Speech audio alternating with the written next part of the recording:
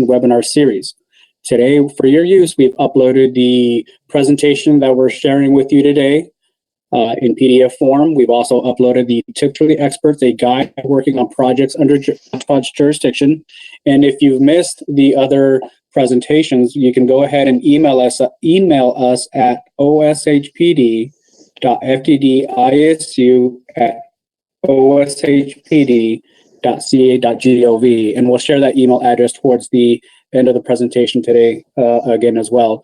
Also, for your use, we've uploaded the IOR certification architectural extra practice plans and questions, which was the last week's presentation. We've uploaded the IOR certification structural plans and questions for today, and the extra practice plans for use today. So we are here for about a 30-minute presentation. If you've been able to participate in any of these before, you'll know that we encourage discussion. So feel free to use the hand feature next to your name, which will allow us to notice your name and allow us to unmute you if you can unmute yourself. And we will be able to have a discussion, answer your question, clarify any items or issues that you have. So again, use that raised hand feature. We will unmute you, and then you can unmute yourself. We'll try to answer all of the questions that you have, but if we might have to pass on a couple. But if we don't get to your question, you can always email us at that oshpd.fddISU@oshpod.ca.gov email address. A lot of you have been using that email address to either request slides or request presentations, and we've been trying to keep up on those emails and reply back to you. So thank you for reaching out to us using that form of communication. If you have transmission difficulties, if you you can't hear us, or you can't, something happens on your end, feel free to log off and log back in using the same webinar link that the GoTo software sent you, and we will do the same on our end. Again, if you have transmission difficulties, log off, log back in, and we will do the same. So today, for presenters, we have Mr. Chris Davis. He is a District Structural Engineer, or DSE, with the Inspection Services Unit here at OSHPD. So Chris, if you're there, the presentation is all yours. Thanks, Caesar. Okay, so if you guys tuned in last week, I think we went over some example problems. And at the end of the presentation, there was a couple homework problems we handed out. So I went through all the responses I received. So we'll go through the questions right now, but I think for the most part, people did pretty well. Okay, so let's jump right into it. So there were two questions. The first one was, what reinforcing steel is required for the footing at the intersection of grid lines O and 23? Oh, 1 second, my screen is flickering.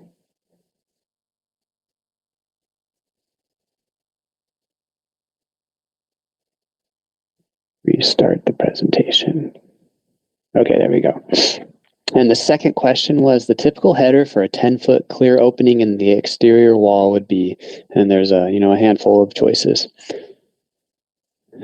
So for question one, the answer ended up being 13 number 7 bars, top and bottom, and 94% of people that submitted their answers got that one correct. So I think everyone did really well on that one. And then the second question, the answer was 2 16-inch by 18 gauge studs with 3 6-inch by 14 gauge tracks. And around 70% of people got that correct. So we'll go through those questions right now. So for the first question, what reinforcing steel is required for the footing at the intersection of grid lines O and 23? So the first thing we'd want to do is go to the grid line O and 23. So typically, when you're looking at foundation items, the foundation plan will give you the spread footing or whatever foundation element, usually a call out. So here, when we go to that and you zoom in, you can see that this is spread footing F7. So then using that, we can usually go find a schedule that has the reinforcement for the footing elements. So now that we know it's footing mark F7, we can go to the footing schedule, and this will be on one of the foundation detail sheet. And you'll see that it's a 10 foot by 10 foot by 7 foot deep footing. And then the reinforcement each way is 13 number 7's top and bottom. So that's how we got to answer E for question number 1. And then for question number 2, so to go over that again, the typical header for a 10-foot clear opening in the exterior wall would be, so for this, you typically would try to find the architectural, or in this case, structural, metal stud framing typical details. So, in this project, they're on the structural sheets. A lot of times they're in the architectural sheets. So you'll just need to locate those, and it's usually on their typical details sheet. They show a sample wall framing detail. They have the header and the sill, the jam schedules, all of that. So you find the typical detail sheet, and then we go to the header schedule. And so for our question, we were looking at a 10-foot clear opening. So if we go through the schedule, we can see there's an item for 8'5" to 13-foot header. And you can see that it's made of 2 6-inch 18-gauge studs with 3 6-inch 14-gauge tracks, giving us answer A. And if you look at the picture, you can see the 2 studs would be left and right in a vertical orientation. You can kind of see how on the flange of the stud, it has a little curve on the lip. And then the track, there's one at the very top with the flanges pointing upwards, looking like the letter C. And then there would be a track boxing out the 2 vertical studs. So those are where the 3 tracks are. So this question, I think 70% of people got this correct. So there were a few people that I think put C, and I think this one you just got to make sure you go slow and read through everything, especially maybe when you go through and trying to pick the answer, because answer C very similar to A, with just a few different things, like the gauge is a little different, the quantity of the studs is a little different. So I think this is a good kind of lesson to simple question, but you need to make sure you go slow, read through the answers completely to make sure you're selecting the correct one. And with that kind of takes care of all of the, the practice homework questions. And I think Caesar had mentioned it, but if you go to the handouts section, we uploaded some additional files for everyone to practice with. So there are some extra structural practice questions and also extra architectural practice questions. With that, we'll open it up to see if there's any questions on this homework, any of the stuff we went over last week, any general questions. Yeah, thank you, Chris. I want to take this opportunity to encourage you to raise your hand. Those that participated last, Tuesday, did a great job of raising your hand and having a real good open dialogue, and asking some great questions regarding what we presented, and even some questions about the up and coming exam. So take this opportunity, take advantage of it. If you have questions, feel free to do so. I do see that, Bradley, you have your hand up. I'm going to go ahead and unmute you. So if you can unmute yourself, Bradley, I'd like to hear from you. Yeah, so regarding that second question, so what I actually highlighted the correct answer on the sheet, but when I clouded it on the homework item, I accidentally did C. So for a condition like that on the actual test, like if you marked it on the sheet like the correct answer, but then you answered the question wrong, is it still deemed wrong, or how do you guys treat situations like that? I think, correct me if I'm, go ahead, Monica. Hi, this is Monica, and what you're going to do in order to answer to the question, there will be a paper with the answers and the bubbles, and you need to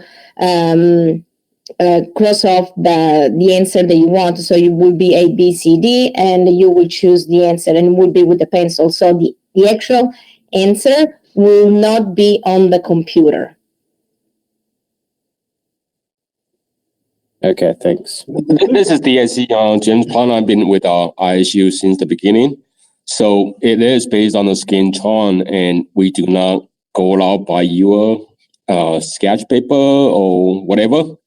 So if you mark it incorrectly, it will be, incorrect and you will get it wrong, right? So that's how it is. So also be cautious, you will be jumping, back and forth on the questions, right? So if you do not answer a questions and by not filling the bubbles, you got to make sure that you skip that question, right? If not, all the subsequent answers will be or might be incorrect.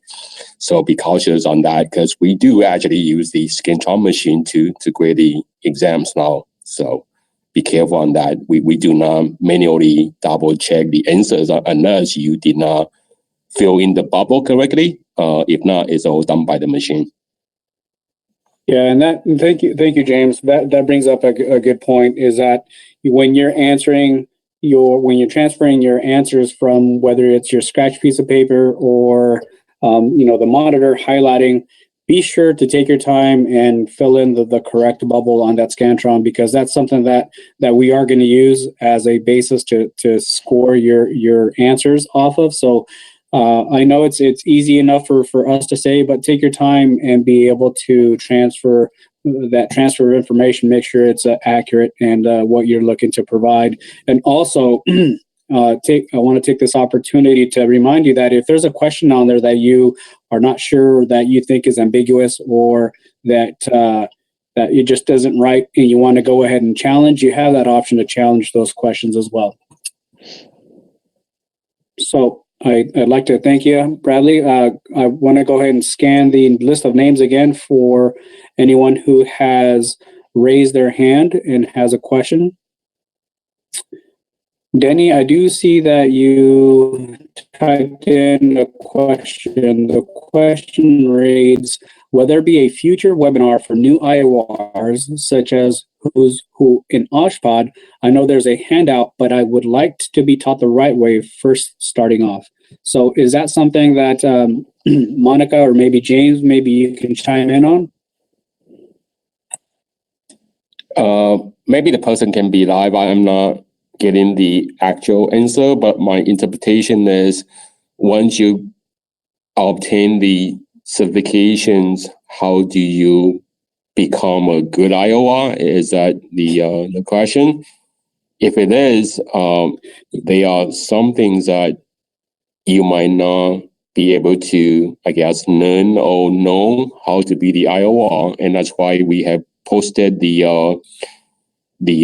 base guide that is not in this presentation, but we have been posting it on the other webinars, and it's on the OSHPD's website.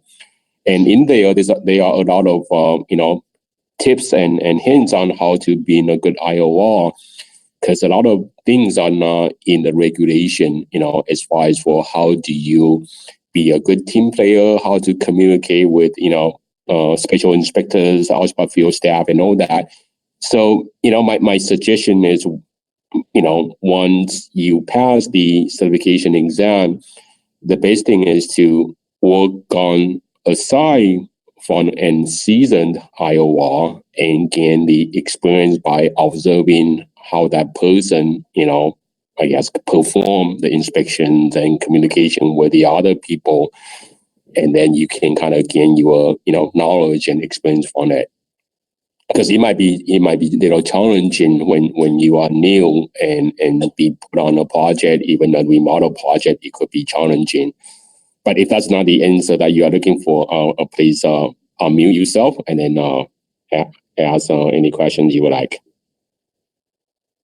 Yeah, Denny, I did see that you raised your hand. So if you wouldn't mind, I'd like to unmute you so you can unmute yourself if you haven't done so already, and maybe go into further detail about your question if needed. Denny? Yeah, I'm here. Can you hear me? We can hear you. Thank you. So my question is basically, I know a lot of people have mentorships through this, and I have a few mentorships through as IORs as well. But I'm more trying to clarify just how we're doing now with these webinars of how to do plan reading and codes and et cetera. But I just wish there were a program that we have that kind of teaches the basics. I know reading it, but we can interpret it incorrectly if a lot of people don't have mentorship and report writing, how to deal with ACD documents, RFIs, AMCs. Who do we call, right? I know it states the obvious, but I think we have a webinar that clarifies how we do each step.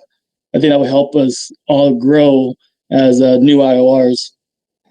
Yes, and that's the daunting we task appreciate that ISU has been working on. You might heard from Joe in the past webinar that every day we are working on this so-called IOR Academy, right? And this program right now, this series of webinar is kind of the first series that we are working on, because I was just so surprised that many of you are unable to even get a good score out of the plain reading. When I joined OSHPD 8 years ago, everybody passed I would say score really highly on plain reading in the 80-90 percentile. The scores are combined with the code, and most people are challenged by code. But a few years ago, the shocking surprise was that we got examinees that couldn't even score 50% of the plain reading. And I debated with my colleagues here that why are we teaching you guys plain reading when it is the basic tools of being an inspector. And that's why I kind of think that maybe some of you have been spoon-fed by the details, but not the full set of drawings and how to navigate the drawings to find the details or the information that you needed. And with that, I want to ask all of you right now that you have spent some time on this set of drawings and went through the structural drawings, so you kind of know most designer, this is how they prepare structural drawings. It's a lot of general notes, right? Typical details, and everything's by schedules. So if you go to footing, there will be footing schedules. Column, there will be column schedules. Gravity might be shown on the foundation plans, framing plans, but the lateral system, most engineer might show on elevations and whatnot. So that's something that you got to be familiar with. It's going to be on schedules and tables and whatnot, because it's just too much information for the structural engineer to show that on the plans, right? So usually we organize things by schedules and tables. So with that is the structural portion of it, and that's how you need to kind of get yourself familiar with how to read a schedule or tables. Like this example question number 2, right? It's a header and door jam schedule. So every single project you're gonna have that. So you got to know how to read that detail and how to interpret the detail correctly, because it's going to be based on the width or the height of the opening, right? And you go to that schedule, it will tell you the size of header and then the size of the jams that are required and all the fastening requirements. So with that, I kind of want to kind of open up this discussion about how you guys, feel about these structural drawings and whatnot, even though it might not be a good set of drawings, but this is the way that structural engineers, 99% of structural engineers organize their drawings.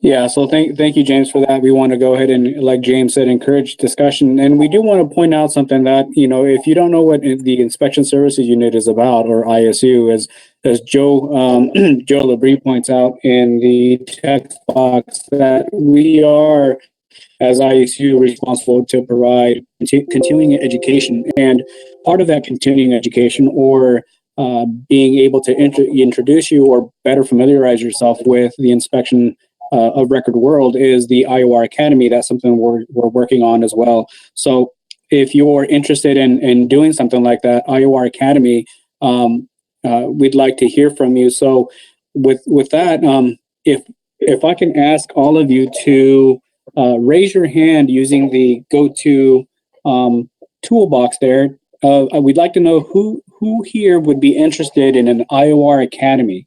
Would you be interested if something like that was put out, that gave you the fundamentals and the basics of being an IOR? Want to go ahead and know from you. So we do see a lot of hands. That's great, and we're hoping that some these webinars are helping you know the basics of how to be an IOR, what to expect as an IOR. So for those of you who raised your hand, if you could be kind enough to send us an email and just give us ideas what you think would help in the IOR Academy, and what you think that we should put into the IOR Academy, just so we can better suit it for those who are looking to be maybe an entry-level IOR and looking to learn more about the IOR world. Again, that email address is oshpd.fddisu@oshpod.ca.gov. Go ahead and send those suggestions our way. That'd be great to hear from you. Okay, so Chris, is there anything else for today's presentation that you'd like to share? No, that was everything we had planned. I guess just one thing to add, kind of tack on to what James was saying. Planned reading is not always the easiest thing. I mean, we have all been doing it for a long time. So, I remember when I first became an engineer, it was a little harder for me, and it was something I learned. And as I practiced and looked at more plans, you figured out how things are laid out. And, every set of plans is different. Every architect or engineer lays things out. Sometimes that's missing information. So, that's always the hard thing to figure out is it there or is it missing? So, I mean, you always are just thinking, oh, I'm just not seeing it. And you keep looking and looking. And then eventually you might realize, oh, they just didn't put this, or it's not laid out correctly. So, if you have trouble with some of the questions, or, that from the homework or things that we went over last week, just keep practicing. And, this is something that as you do it more often, you're going to get more comfortable with it and get better at finding things. And you'll get much faster at it. You'll be kind of second nature. You're like, oh, I need to find this information. Oh, that's going to be on on this sheet. So this is definitely, something that you just got to put in the effort too. So either through, if you are kind of mentoring under another IOR or someone, and they have plans or projects you can look at. I mean, that's going to be the best way to kind of get more accustomed to looking through things. Great, thank you. Want to go ahead and remind you that if you have a question about today's presentation, or if you need clarification, please raise your hand. What I'm going to do is I'm going to give it a minute or so to have you raise your hand if you'd like to do so. And I'm going to search through the list of names that I have in front of me. And I'd like to call on you if you have a question or you need a clarification, or if there's anything you'd like to add to the conversation. And that would be great. I'm going to go ahead and look through the question box in the go-to toolbox here in front of me, looking for new questions. Looks like we've been pretty good about answering all of your questions. Yes, to confirm, Brian, there will be no meetings next week. So again, if you have a question or you want to clarify anything, want to go ahead and call on you. John, I see you raise your hand. I'm going to go ahead and unmute you. If you can unmute yourself, John. Yes, hi. So will there be question where it's not in the plans, like a trick question, where you can't, it's not something you can find in the plans, where maybe it requires an RFI? You mean on our exam or Yes, in real life? No, on your exam. You will be able to find it on the plans.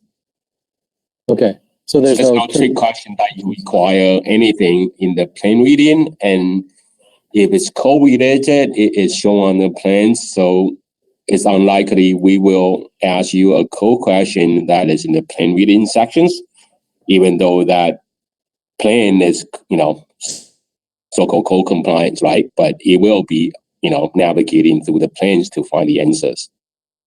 So it will not require any other documents. Even the reference standards, it will not need it. Everything is in the set of drawings that we provide to you. Thank you.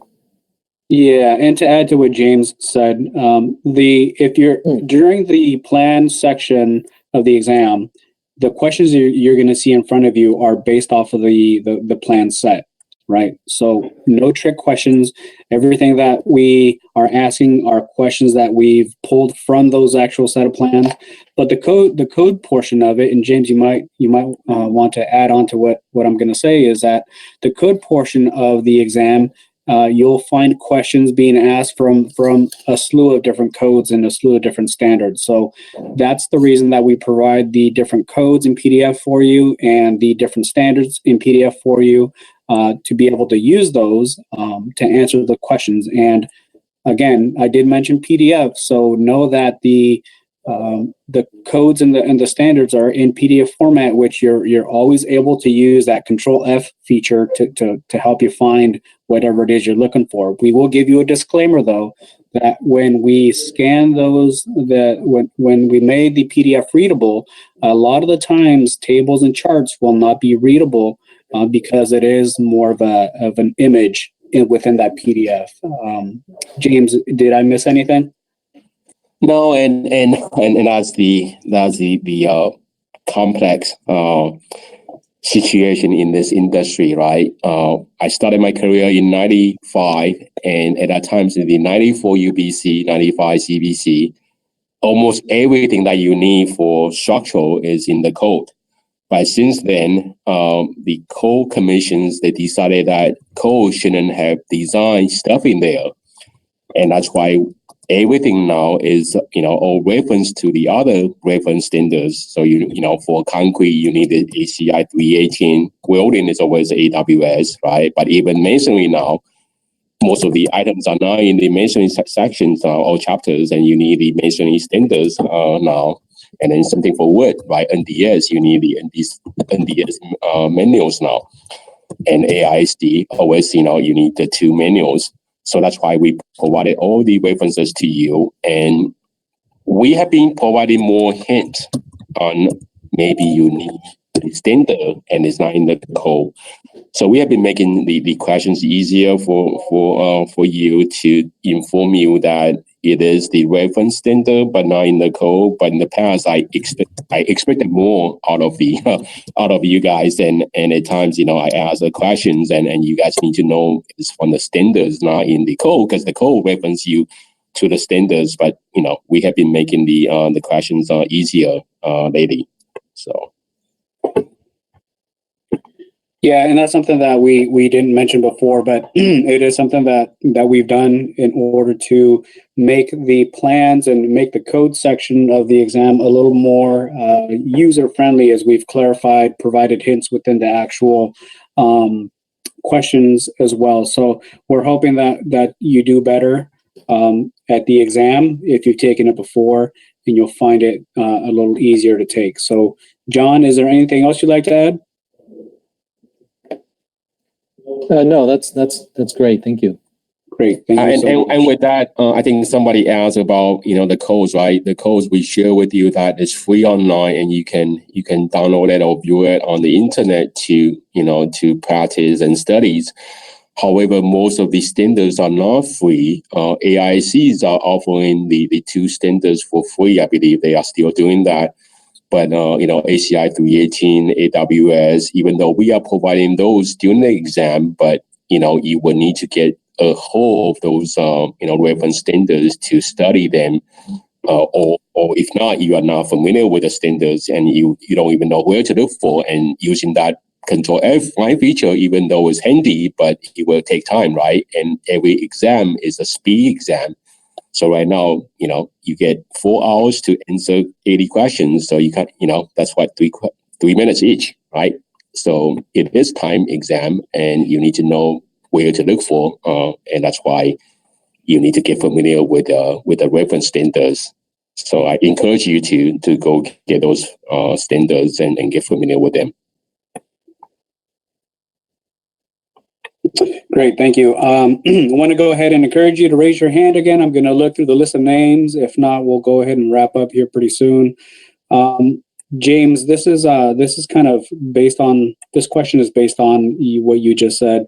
Waleed would like to know, where can he find the related codes used for the exam? And I believe we went over that already, pointing you to the DGS, or the Department of General Services website.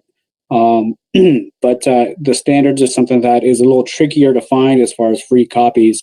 The DGS website will provide the California Building Standards codes in a readable format on their website, and you can go ahead and access those that way. Do you know where, James, they can find anywhere else, any other standards? I know that you went over it briefly, but anything else to add to that? Our best friend is Google, right? So if you Google AIC, that's where you can find the 350A, and which is the the big thicker book, the manual that has all the steel shape and whatnot, and then the 341, which is the seismic handbook. So those two standards, are the required standard for steel and of structural steel, and those you can download them from AIC. The NDS, which is the wood, and there's two manuals that you need. One has all the section properties of different sizes of the wood, and then the other one is so-called the wind and lateral, right? That's where all the shear walls and diaphragm nailing patterns and capacities. And I believe you can still download that from NDS. ACI, I know for sure they are not giving you that for free, nor does AWS. And then the masonry manual, TMS, that's not free. So somehow, unless someone scan it and upload it to the internet, and it's a bootleg copy that you can download, you would have to probably, spend the money and purchase them or borrow them from the IORs. But the code itself, if you go on to the DGS, DSS website, it get back to the DGS, and then get back to the Building Code Commission's or committee's website. All those are free, and I think it go back to 2013 code cycles. So you can view all those on the internet. Great, thank you. John, I see you have your hand raised again. I don't know if it's something that that I forgot to put your hand down, or that you raised your hand. So I'd like to go ahead and call on you again in case you have another question. John, if you're there, I'd like to hear from you. Yes. So if you have a newer version of a standard, for example, an ACI 31819 instead of 14, would that be a problem to study from? Would that cost problem in the test if you're familiar with the 19 versus the 14? And also, the second part of my question is, there on your handouts of exam reference, I don't think NDS is listed in there as part of the reference material. Yeah, it's not, because we are examining you on type 1 or type 2 construction, right? Mm-hmm. But once you become a certified hospital inspector, some of our buildings are wood frame, right? So yeah, so I take back on what I say about NDS is not in the list, because we don't. The exam are based on concrete steel buildings, not wood frame. So that's not a required standard for the exam, but I encourage you to obtain them, because you will encounter wood frame projects in real life.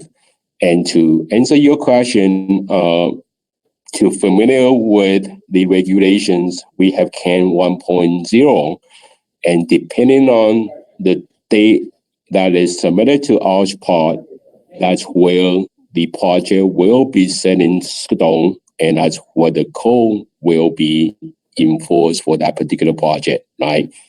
And as you know, every 3 years, code changes. So if you are familiar with the 2019 codes and you are not working on a 2016 project, that could be an issue, right? Because if it's something that's changed on 2019, but it's still good, or vice versa, that's an issue. So that's why the first thing when someone asks me a question, I always say, which code are we based on for this particular project, right? So that's very important, and that's something that you need to be clear. And our exam right now is based on the 2019 codes. So when you go to that reference sheet that we gave you, all those reference standards are based on the 2019 CPSC, are not from the prior code cycles, even though some of the standards are the same, but it is, applied to the 2019 code cycles. Yeah, I understand that. It's more related to the exam. So if I was studying for the exam, the exam is based on 2019, right? So we might test you on something that's revised, and not valid for the prior codes, but it is a change and it is for 2019. So it will, the exam is based on the 2019 code cycles and all the reference standards that are applied to the 2019 code cycles. Yeah, just to add is ACI 318.19 is not adopted by the 2019 CBC. So, we can't say if that would be useful in studying because it's not an adopted code. So I would recommend studying 318.14 since that's what the 2019 code is. So the ACI 318-19 I don't think is going to come into the CBC probably until the 2022 version. So I don't see much use in studying from that for a while.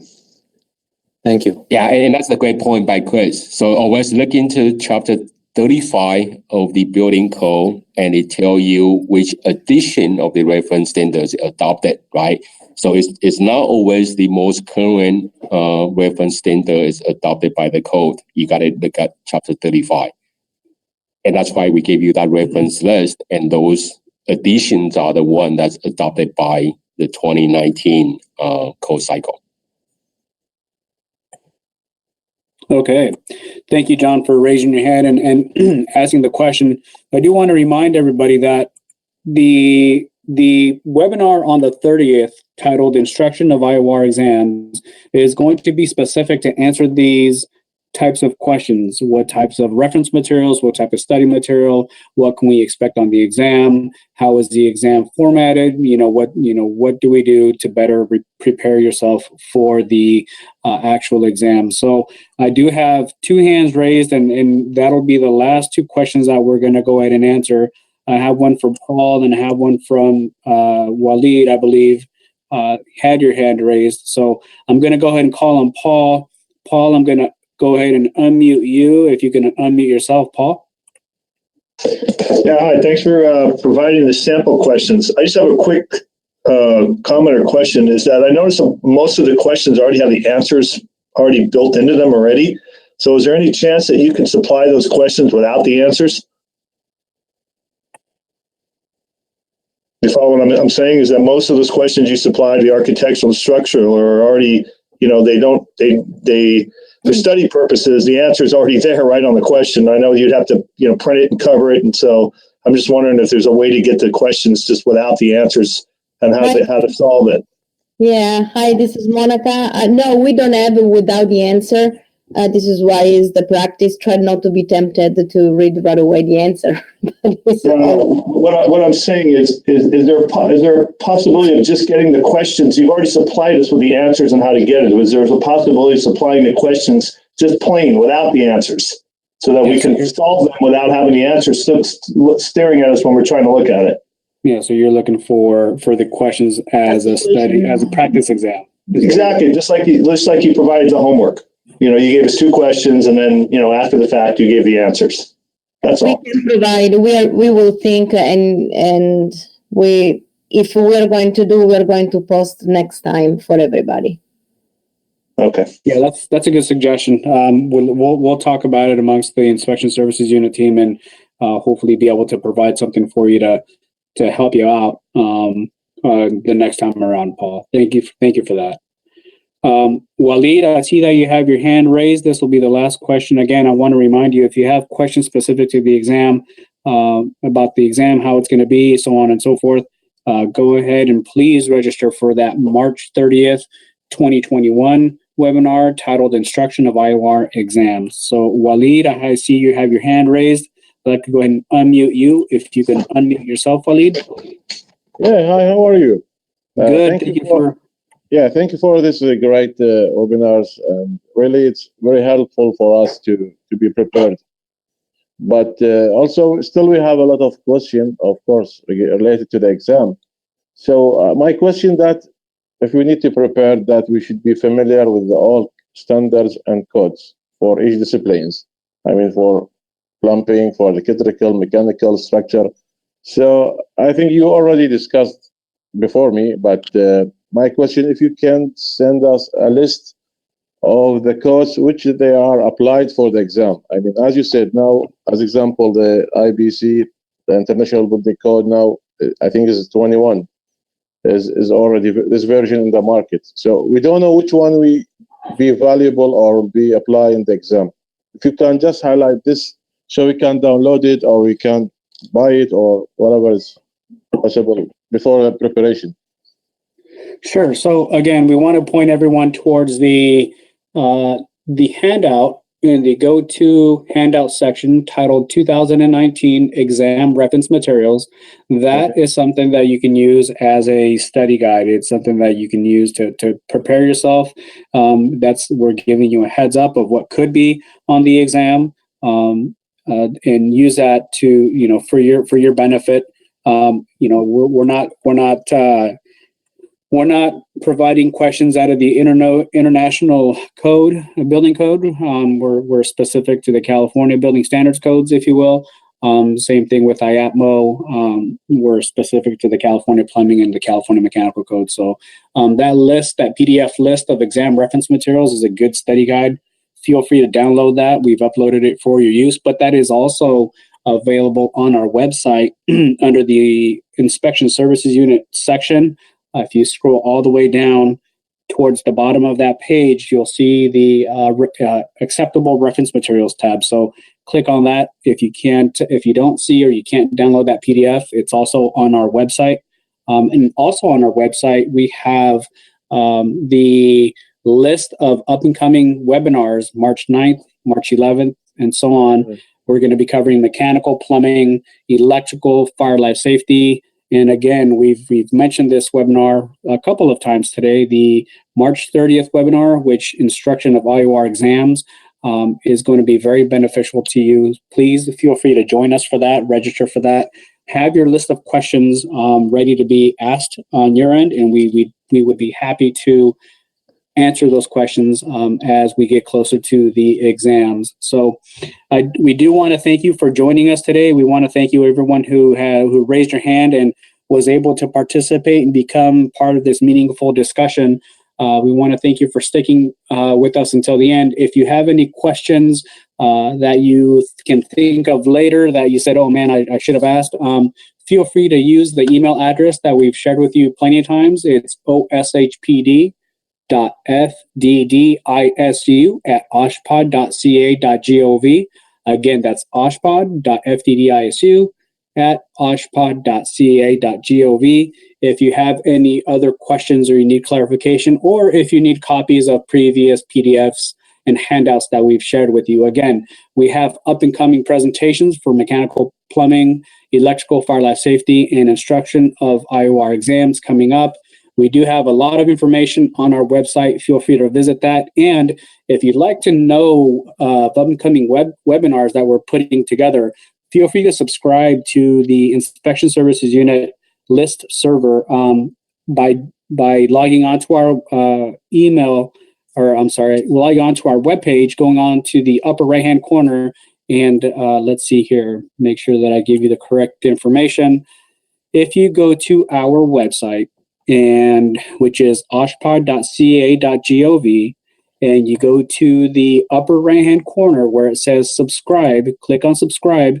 It's going to ask you for your email address, first name, your role, what who you are, what you do, and then it's going to ask you what you want to know about. You can know about public affairs, but I'm thinking you might want to know a little bit more about building safety and finance, specifically to hospital design and construction education and inspection services update. So click on those.